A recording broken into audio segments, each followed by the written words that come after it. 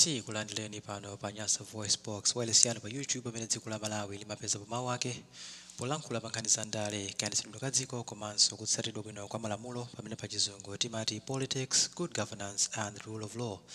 Lero tabwera ndi mawu a The Voice amene akulingalira za ulamuliro wa bambo Lazarus Chakwera amene ali mtsogoleri wa dziko lino kuyambira chaka cha 2020 kufikira pano 2024 ndipo akhala kupitiriza udindo wawo mpaka na 2025.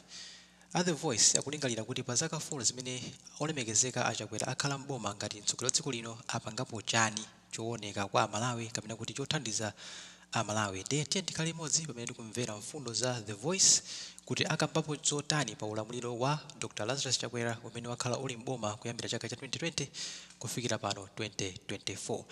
Ndiye mwachizolowezi tipemphani kuti mukhale pompo pana tafika mapiko audio amene kuti nanunso mutha kuyika ndemanga kapena kuti maganizo anu mu comment section imene ili musimo, koma tikupempheni kuti tikhale anthu aulemu komanso omanga dziko chifukwa choti aliyense muno Malawi ali ndi nzeru zimene zitakuthandiza dziko pa chitukuko cha ndale kayendetsedwe ka dziko kapena kuti kutsatidwa kwa malamulo kamene pa chizungu timati the development of politics, good governance and the rule of law. So let us stick together as we listen to The Voice. If you're new to Nyasa VoiceBox, this is the platform where Malawi finds its voice on politics, governance and the rule of law.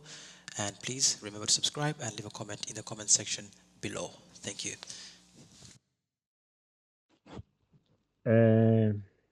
Malawi niwafuna tiyankhulane pazambiri zimene zikuchitika mdziko muno koma tiyankhulanapo pochepa pokha, kuunikirana ndi kuchenjezana. Palibe amene anandiyitana kuti ndiyankhulire dziko kapena ndifotokozere dziko pa zimene zikuchitika. I came alone, and when I came anthu analandira kuti tili limodzi. Pachifukwa cha chimenechi sindingabwere pano kukuwuzani kuti zikhale ndi inu a Malawi kuti ineyo mundiuze ndisamayankhulirenso dziko, ndisamakuyankhulireninso inu kwa anthu amene ndingayankhulire ineyo.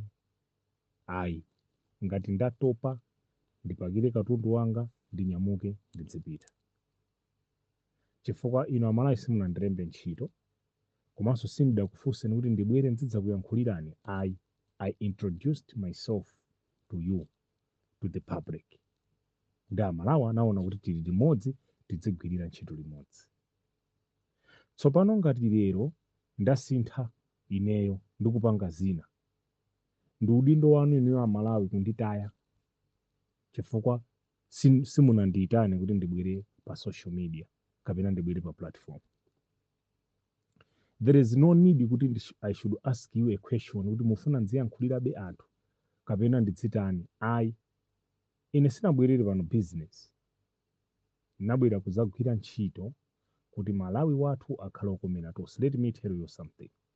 Achakwera akadakhala kuti akupanga zimene iwo analonjeza mtundu wa Malawi, ineto simukanandiva ndiyankhula bwezi ndilidu mwenanso sitikadadziwana chifukwa panalibe choti ndikanayankhula akadanimanga tcheni pa chingwe kono ta munthu chilichonse chikuyenda. Koma kuli pa ulamuliro wa Chakwera ndi chiti chimene chidayenda 4 years kuti tiloze zitukuko za anzawo amene analamulira 4 years.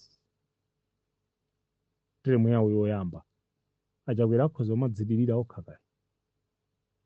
Mone Achakwera akhoza omadzilirira okha pa 4 years itu yanzawo, and kumaliza 1 year 5 years amene 1 term nkumaoneka zinthu zimene president kapena ndi boma lake apanga mdzikomo through misonkho ya Malawi. Koma kodi abwana kwa Nterewa apanga chani chimene Malawi anganene lero lokuti ichi chapanga? So izi zitifuna tiyankhule kuti munthu aliyense amapanga chisankho chimene iye akufuna, koma that chisankho chisamapange bother anthu. We don't care, right? Kaya munthu akalowa DPP, kaya akalowa UDF, kaya akalowa Malawi Congress Party, who cares anyway? It's his or her choice. Inu a Malawi ndifuna ndikupempheni focus. Manyaka asiyeni mbuyo behind you. munthu sakupindulirani mutayeni inu forward yepa. Komanso kumayankha pa social media munthu akayankhula aye chani kwambo mapezi kuti pali phokoso pa social media. That's a waste of time. Munthu akhale ndi nthawi yoti ngati uli nkuthekera kuti upange ndrama, go and make money and see kuti ndikhoza kugwira ntchito ya dziko, gwira ntchito ya dziko. Koma don't waste time to fight with anybody. Inu amalayi mudziyimirire nokha. You can tell the world, you can tell the nation kuti ife sitikuzifuna. Chifukwa chani tikubisa chilungamo ngati timayankhulira dziko mmene zinthu m'Malawi zilili.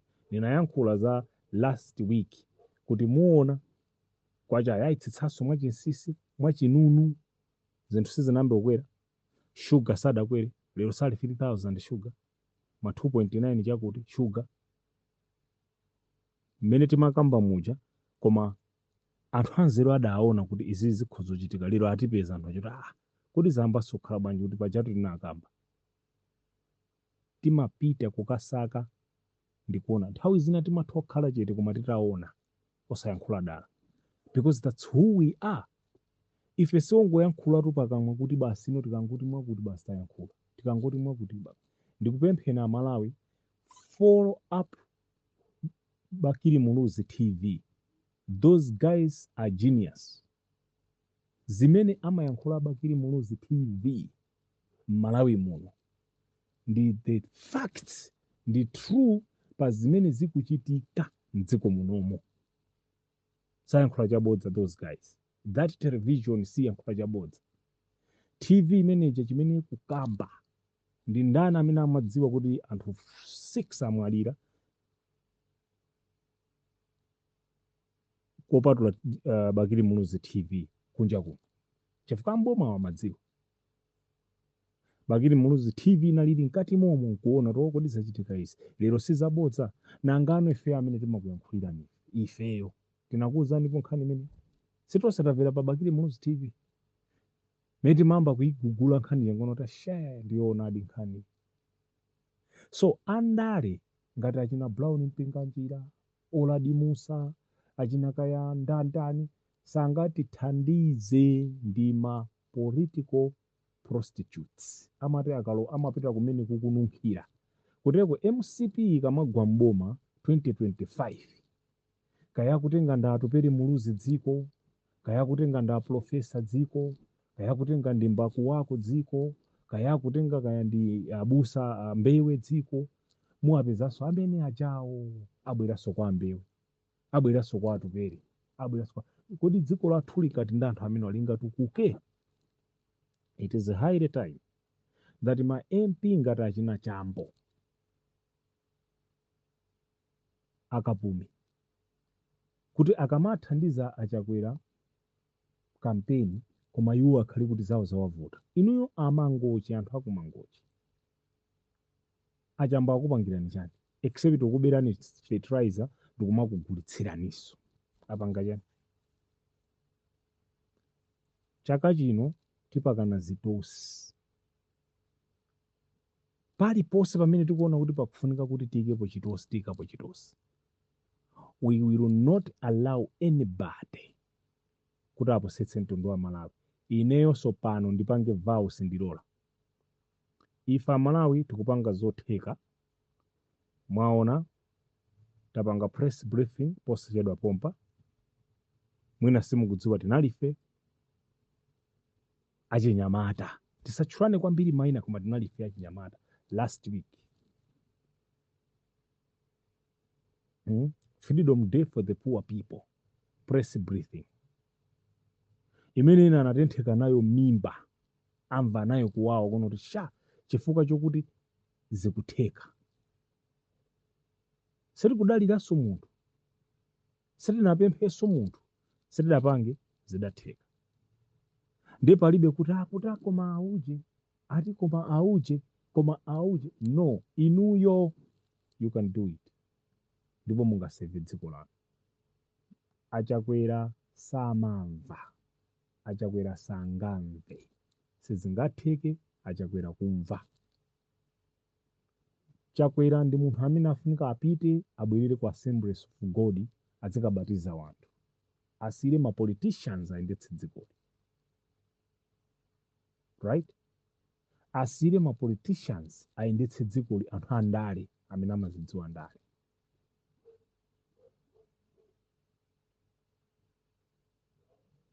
Munthu uyu watibera kwambiri.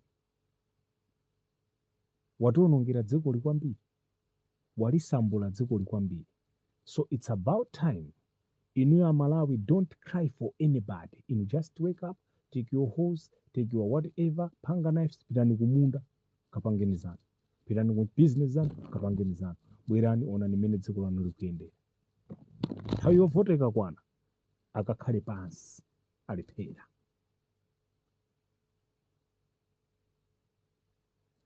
Osavutika ndi kumayankha munthu, osavutika ndi kukamba za munthu, osavutika ndi kuya just know kuti ine ndayima apa ndikupita chitsogolo. Right? Amalawi, mumve zimene tili limodzi, we will fight this battle. And one day, tikadzawina ndewu imeneyi, tidzayankhulanso mawu ena amtengo wapamwamba. Dziko lathu tsiku lina lidzakhalanso bwino. Because these people, they will go. And once they are gone, tidzayankhula chinthu china chake kuti yeah, tinalimbana nako kulimbana kwabwino. So osadandaula za anthu amene angoti from UDF to DPP, from DPP to MCP, from MCP to PP, from PP to independent. No, amene achafunika kumatenga ndi kuaponyera uko chifukwa sakuganizira za wanthu, koma akuganizira za mimba zawo, iwowo ndi anawo. Amalawi, nthawi yogwira ntchito ino. Achinyamata, wake up. Don't listen to anybody. Follow your heart. I thank you. Okundomvera panyumba Nyasa VoiceBox tangomaliza kumene kumvera mawu a The Voice amene amalingalira za ulamuliro wa Dr. Lazarus Chakwera amene ali mtsogoleri wa dziko lino kuyambira chaka cha 2020 kufikira pano 2024. Ndiye tikupemphani kuti muyike ndemanga zanu kuti inu mukugwirizana ndi mawu a The Voice kapena mukutsutsana nawo. Chonde tiwuzeni ma comment section below kuti inu maganizo anu ndi otani. Zikomo kwambiri, osewapanga subscribe kuti musaphonye maudio ena amene tikali kutulutsa kutsogoloku. Zikomo kwambiri.